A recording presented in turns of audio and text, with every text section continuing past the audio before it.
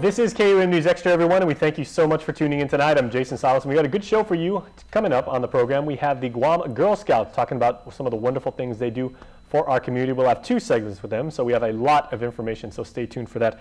But we are going to continue talking about April as Distracted Driver Awareness Month. Now, last week, of course, we had Officer Paul Tapao, the coordinator for the Guam Crime Stoppers program, as well as Pat Uncanko from the Office of Highway Safety.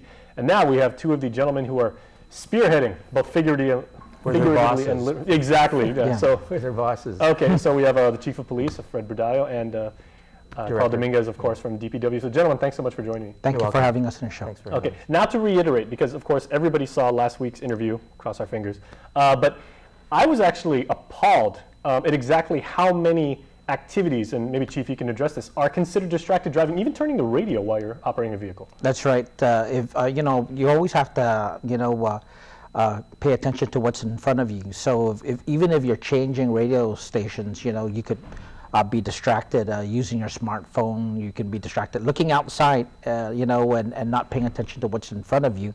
Driving defensively, you can be distracted, and it just takes a couple of seconds. Actually, 1.66 seconds is perception to reaction time to avoid getting into a car crash. So it's really essential that people pay attention to the road in front of them. So basically, you should concentrate, and we would assume the DMV would tell you this the whole time when you're preparing for your driver's test. How have you any information about how the driver's test, now that I think about it, is being modified to say, okay, don't get on Facebook, don't text. If you have to take a call, make sure you have a wireless device. And Carl, I direct a question to you because, as one of the main architects of Guam's roadway system, how is the material being adjusted to handle these new types of distractions that have come about?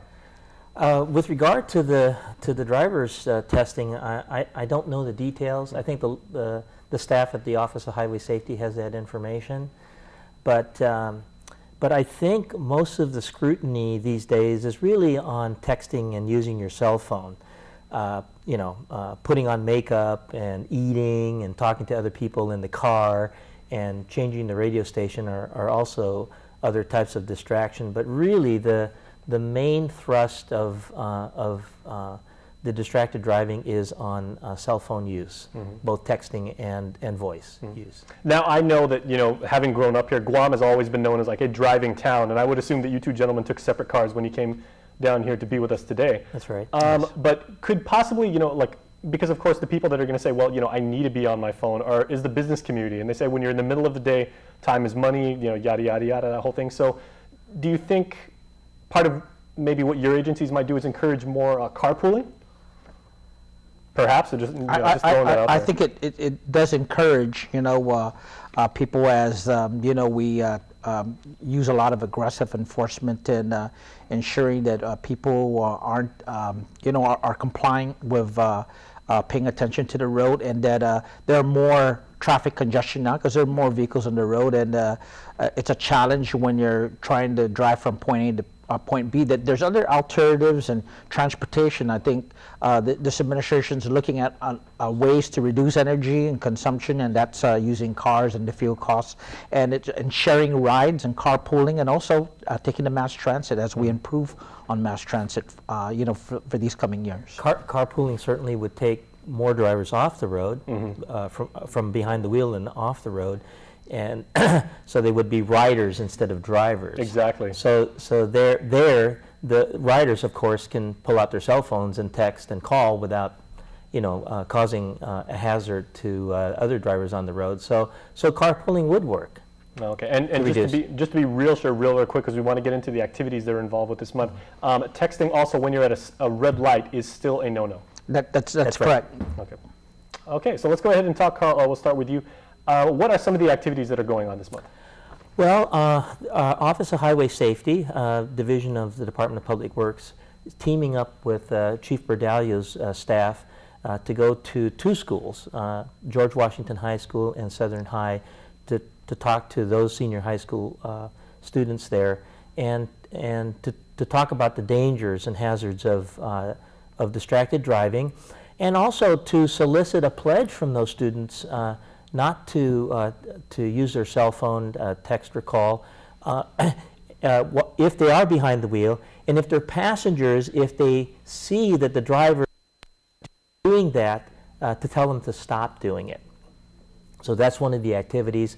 My staff, Office of Highway staff, will be down at the Agani Shopping Center this Friday from 10 a.m. to 2 p.m. with a display down in the courtyard there at the Agani Shopping Center, and there'll be some other contributors joining in, and they'll have a display on avoiding to texting and using the cell phone and other modes of distracted driving. Now, Chief, with you and your fellow officers, having gotten feedback from the community right now, especially from the young people that Carl just talked about, what are you gleaning as far as, like, are young people even aware that this is wrong? Or, because to them it's second nature. It's like, okay, I can text walking down the road, I can text when I'm on the swing, I can text when I'm on a roller coaster, I can text when I'm in the car. That might be their mindset. Is that the case? I know from my experience, even I used to be a member of the Guam Highway Patrol. It used to be called Traffic Investigation Section. Sure. And we find a lot of the younger drivers are the risk takers. They don't, sometimes they want to take a risk and gamble. As I said, 1.66 seconds is really quick. I think even Attorney General Lenny Rapadas once said that if you count 5 seconds, you could travel the length of a football field, in that time. So I think a lot of our youth and young drivers, and especially now that you have driver's education, a lot of it, before you get your driver's license, a lot of it is emphasized on